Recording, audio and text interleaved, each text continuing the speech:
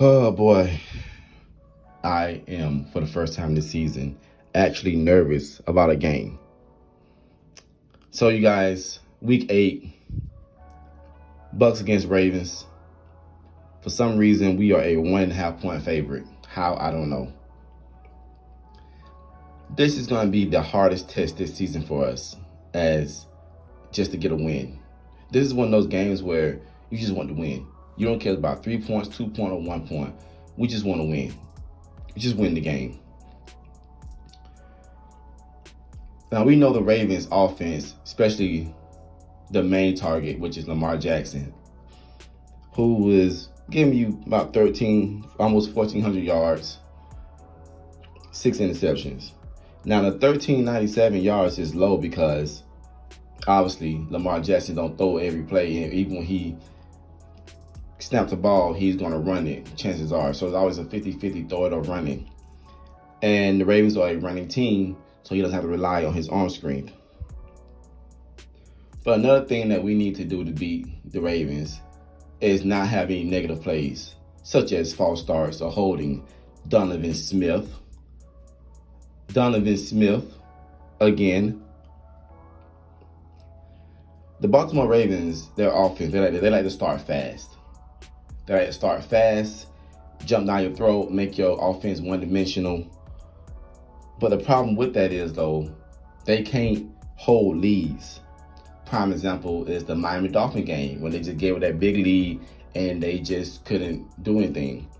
The first 3 quarters of Ravens are plus 66.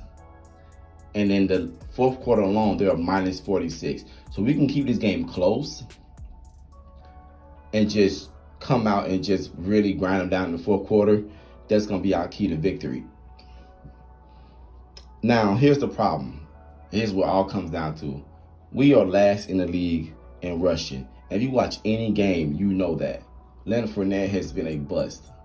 Giovanni Bernard is on IR. Keyshawn Vaughn is on special teams. And we've been clamoring for Rachaad White to get more carries.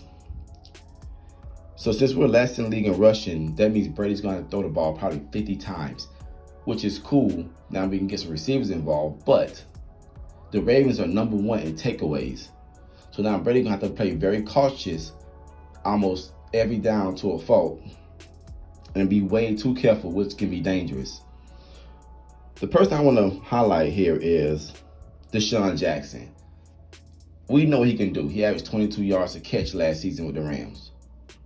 But Mark Andrews is Lamar Jackson's favorite weapon. He is kind of like a Gronk to Brady. Mark Andrews is how he is Gronk to Lamar Jackson.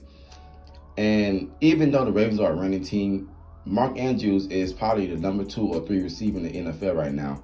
I mean, you might want to put George Kittle in front of him, but it's up to you what you think of Mark Andrews.